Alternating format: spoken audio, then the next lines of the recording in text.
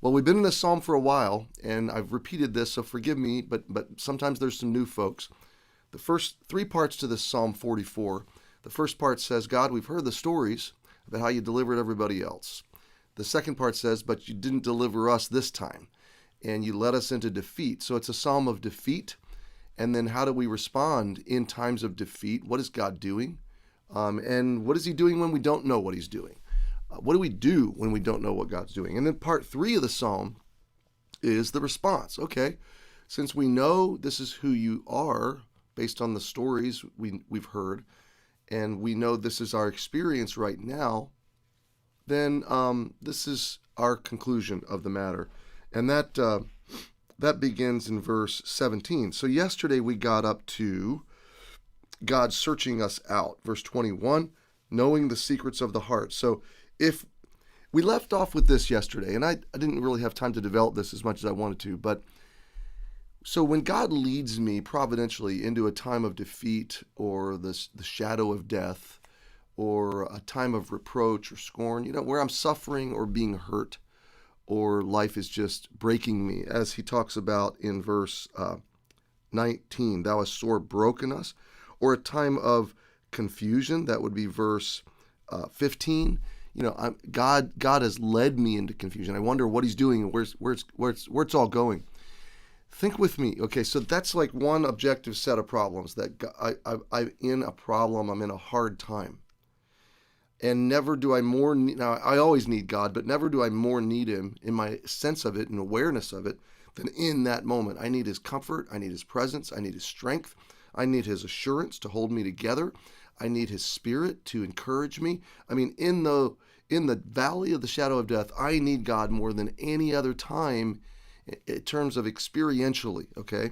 And yet, that's the time I'm most tempted to walk away maybe, or to try something else, or to give up on God, or to, lose my faith, so to speak.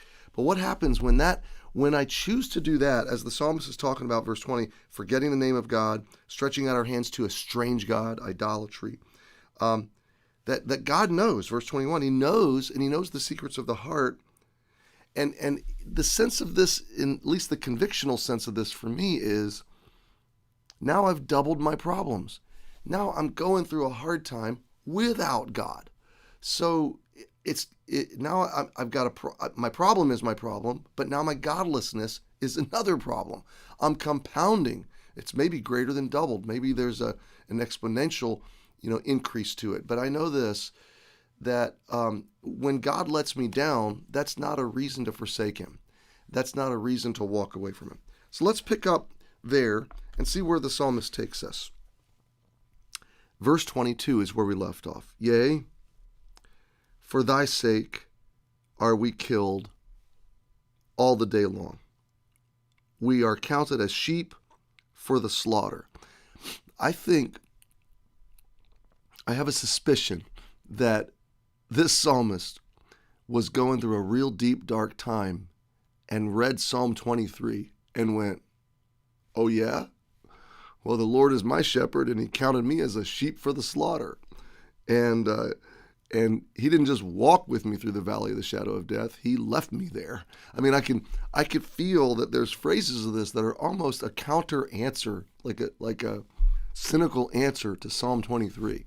Psalm 23 is the experience of God when everything is synchronized in my life. And it just, God's just brought me to those quiet, still, restful places. Psalm 44 is kind of the counter view that says he's still God, even if he leads me somewhere else, even if things don't go as well as they were the day David wrote Psalm 23. We are counted as sheep for the slaughter. Awake, why sleepest thou, O Lord? Arise, cast us not off forever. Wherefore hidest thou thy face, and forgettest our affliction and our oppression? Now let's take first a minute. Let's look at what we're. Sorry, let me step back. I'm getting my words all jumbled up. Let's first look at what the psalmist is doing. Okay, in verse 22, he is releasing. He's relinquishing. And he's saying something very, very important. It's this conversation right now is going to go to a place you didn't expect it to go. Here's my 2 takeaways from today, okay? It's okay for God to kill you, and it's okay to ask him why he's doing it, okay?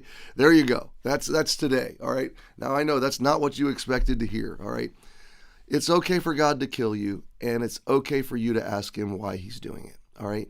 That's basically what's happening here. But let's stop and think about this for a minute. Doesn't God kill us all? I mean, in the end, didn't he providentially, sovereignly determine my length of days? Isn't he the author? Isn't he the giver and taker of life? And hasn't he given me a temporary life that, in light of my redemption, is that long, and then guaranteed me eternal life? Indefinite, infinite, fullness, abundant life, reconciled fully to him in a new body, forever and ever and ever, with the people I love. So God is, number one, he's the creator and the final and ultimate authority over life. So yes, he does have total authority to kill me whenever he wants to kill me. Okay.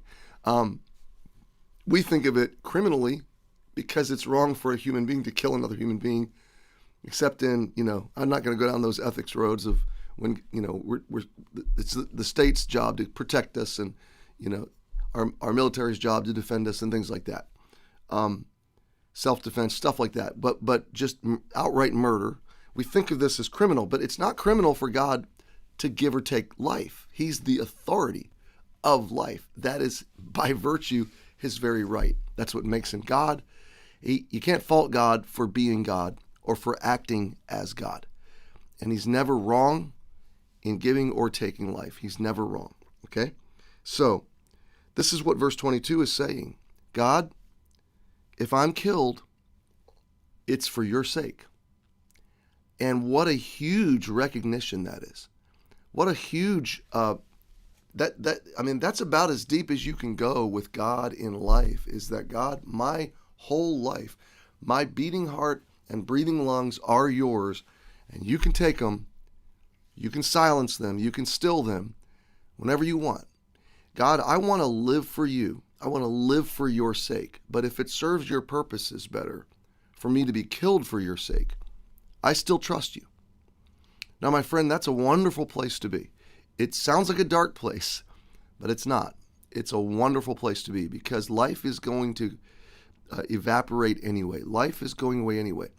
So here's my idea of it. If I'm going to die, I want to die on God's timeline for God's purposes, to God's glory, for the furtherance of the love of God in the hearts and lives of others. I mean, if I'm going to die, then God, don't let my death be in vain.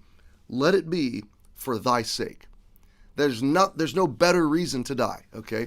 We can die for a lot of sakes. A lot of people die for the sake of saving someone else's life, or fighting for their country, or some other thing. What a beautiful thing to be able to die for God's sake, okay? So yeah, sometimes God, in our sight view, he prematurely takes our lives. Think of Stephen. Wonder what Stephen thought when he was dying, being stoned. And I wonder if he imagined, why is God doing this? But in the end, Lord, lay not this sin to their charge. So Stephen understood what it meant to die for God's sake. We're counted as sheep for the slaughter. There were some sheep kept alive for their wool, other sheep sacrificed for food. So it is in life. There's a sense that my life has a purpose, my life has a span, it's predetermined by God, and I'll take it and thank him for it, and be thankful that I can live for his sake, but also die for his sake. So, point one, it's okay for God to kill me. Point two, it's okay to ask him why. Verse 23, awake, why sleepest thou, O Lord? Arise, cast us not off forever. Wherefore, or why, hidest thou thy face, and forgettest our affliction and our oppression? Now, my friend, I'm out of time. I want to dive more into that verse tomorrow. But I just dare you to swallow hard and courageously have the posture of, okay, God, I'm not going anywhere. My heart, my steps are set. And if you want to kill me for your sake. Until then, I'll live for your sake.